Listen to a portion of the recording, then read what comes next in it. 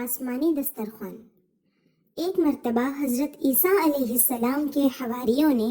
آپ سے درخواست کی کہ آپ اللہ تعالیٰ سے دعا فرمائیں کہ وہ ہمارے لیے دسترخوان اتارے، تو آپ نے بارگاہ خداوندی میں اس طرح دعا مانگی کہ اے ہمارے پروردگار، ہم پر آسمان سے ایک دسترخوان اتار دے کہ وہ ہمارے اگلوں اور پچھلوں کے لیے عید کا دن ہوگا، اور تیری قدرت اور میری نبوت پر تیری ایک نشانی بھی ہوگی، اور تو ہم کو روزی دے اور تو بہترین روزی دینے والا ہے۔ حضرت عیسیٰ علیہ السلام کی دعا پر اللہ تعالیٰ نے فرمایا کہ میں دسترخوان اتار دوں گا، لیکن اس کے بعد بنی اسرائیل میں سے جو کفر کرے گا میں اس کو ایسا عذاب دوں گا کہ تمام جہان والوں میں کسی کو ایسا عذاب نہیں دوں گا۔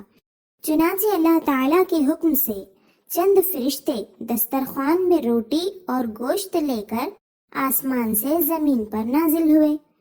پھر حضرت عیسیٰ علیہ السلام نے بنی اسرائیل کو حکم دیا کہ اس میں سے کھاؤ، اور خبردار اس میں کسی قسم کی خیانت نہ کرنا اور کل کے لیے بچا کر نہ رکھنا۔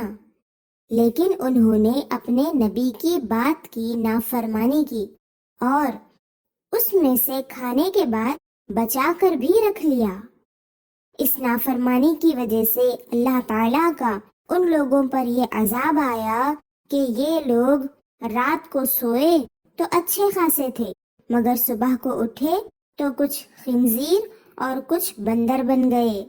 پھر حضرت عیسیٰ علیہ السلام نے ان لوگوں کی موت کے لیے دعا مانگی تو تیسرے دن یہ لوگ مر کر دنیا سے نیست و نابود ہو گئے۔